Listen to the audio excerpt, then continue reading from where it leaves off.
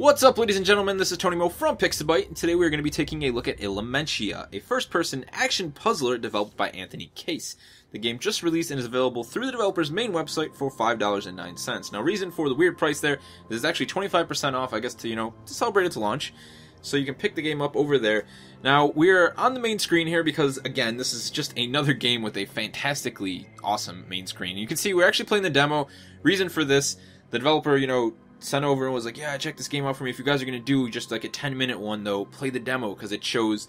The game actually has such a large learning curve because there are, in fact, 72 puzzles. We're going to click Devour here, head into the game while I'm talking.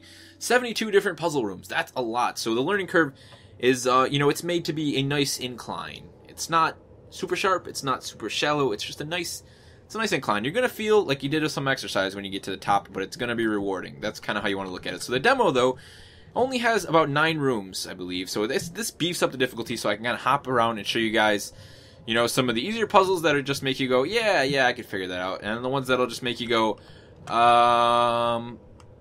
what? How? I don't know.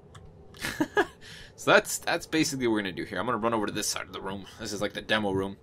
And these dudes floating around, these are souls, essentially. And I kind of, this game's craziness. It's craziness, essentially. You can shoot with left mouse button here to kind of capture the souls, I guess. You're shooting out like soul capturers. They have like really nasty looking skull faces. And you can see there's a little bit of, there's hints at the start of each level that kind of fade in. You're not meant... At least I think the way, the reason he did that so it kind of fades like that is you're not really meant to be able to see them completely. It's something you just notice, and if you can catch it. And even when you can catch it, it's usually a riddle. But you can see there's kind of a bad dude. We're actually shooting something that looks like him. It reminds me of a scary, very scary pumpkin. Now, I know what to do in this level, so I'm going to run away, and we're going to shoot these souls and capture them.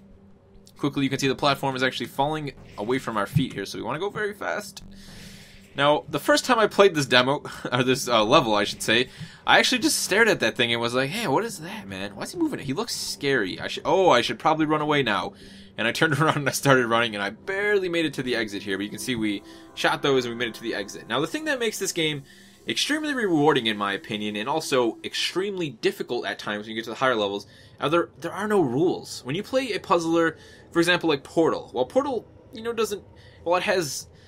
does change the rules, but most of the time in Portal, you'll introduce to a new tool, the first Portal, when you got the second part of the gravity gun, a new mechanic that, maybe allowed you to kind of alter the rules. This game, the rules are always different. Every room you went into. That was the first room we went into there.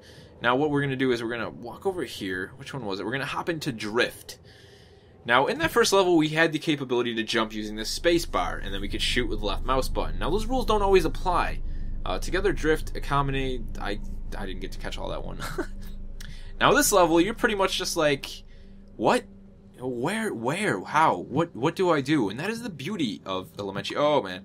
That's okay, I fell because now I can drift. If I hold space, I can actually just fly through the air now. So basically, that's a whole new rule set. We can still actually shoot our orbs. While that doesn't always apply to all the levels. And we're not actually going to stay in this level too long because, to be honest, I haven't figured it out yet. It's kind of embarrassing, but it's a little bit hard. I don't actually understand it. I thought I had it at one point. I was like, yes, I have it. And I didn't. I really didn't. But I think that's kind of the point of this game, it's just a puzzler game, man. It's supposed to make your brain work, and admittedly, well, where'd he go? He disappeared. Okay, there we go. See, I was shooting some of the souls. Now, this thing seems to be at the top of every level. I don't actually understand. It looks like sort of an angel or a moth, maybe. It's creepy, that's for sure. It's really creepy, actually. This game, it gives me really mixed feelings. All positive feelings, just mixed. Because sometimes this game really creeps me out, and other times I just get completely lost in it in a really soft, kind of comfortable way. It's a weird game, but we're going to hit escape there. And we're going to back out to this level here. Now, that was one example of a level. We're going to hop into another one that I've been working on. Where is it? Was it Link? Yeah, we'll go to Link. We'll go to the Link one. So, the visual detailing, the visual styling of this game, basically the way I would describe this, and this is no way meant to be a negative, is it makes me think that somebody took a record needle and then drew a game inside of an engine with it. I mean that in the most, the best way ever. It creates this kind of filtered, like slightly sketchy, rough art style that makes you feel like you're in this like sort of dreamland. It's just it's almost like you're I don't even know. It's like you're playing inside of a radio? I can't understand what I'm trying to say here, but whoa, okay. The point of this level link, I have figured this one out actually, is we shoot the kind of bad soul capturers here, and then the soul that I think corresponds with them will appear on one of these platforms over here. So we have to come over here and shoot that, and then it'll eliminate that guy. Now when we shot that bad sort of souls capture, it also froze him in time. So that gets him out of our way. That's one guy out of our way. But the problem is, say we're about to, you know, capture his soul that's linked to him, and then another bad guy gets in the way. Well, the only way to avoid being captured by that bad guy is then to shoot him by the bad soul. But shooting him then disables the current soul we are tracking, for example, like that. That one's gone now, and then we have to go to this one. So it's kind of, you know, a back and forth in this level.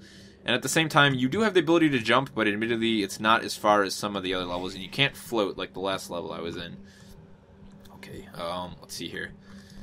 How dare you, Bowser face? That's what it kind of reminds me of. A little bit Bowser. Oh, man. See, it's all the way on the other side this time. So now we have to attempt to navigate, make the jump. I also like this kind of reminds me of Marble, these platforms. The different platforms remind me of Elements. You have these ones that kind of look like an icy platform. You know, something you'd see in like an avalanche, like snow level in a game. And then those ones are very crisp kind of marble that's like etched. Yeah, how about that? We took out your soul. Okay, that guy's frozen. Yes, man. Let's go, let's go, let's go. The sounds in this game. The sounds in this game, man, add to the creepiness. They add that extra layer of just, like, eerie weirdness. Like, it's almost like this is supposed to be some sort of hell. Or some weird puzzle hell. A heaven for people who like to solve really difficult puzzles. And there's just these voices kind of trapped inside, floating around like, help us solve the puzzles as I fall to my death. So we're going to back up there, and we'll hop into one more level before we end this one.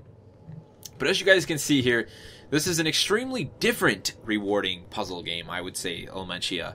It's rather unique. I like this game quite a bit. I don't know how I felt about it at first. I was really lost and confused, and then as I started to grab things and realize, okay, there are no trends, you know, really, between the different puzzles. This is a new one. I've never done this one, so let's be surprised together. You have to just look at each one and experiment and explore. Whoa, okay, I almost walked off the ledge there. What is this? This is like an asteroid field of cubes. Can we jump? We can jump. So you just gotta throw caution to the wind, man. That's the point of this game. We can jump, but I didn't make it. Alright, let's see, what does that say? Travels of Strewed Journeys Beyond. Okay, yeah, man. I don't know what to do. Let's see, can we lob some? It's all about experimentation. I think that's what the best puzzlers are, crafted around experimentation. Look at that! What'd I do? I hit one of them. Oh, that's cool, dude. Oh, man. Okay, I'm falling.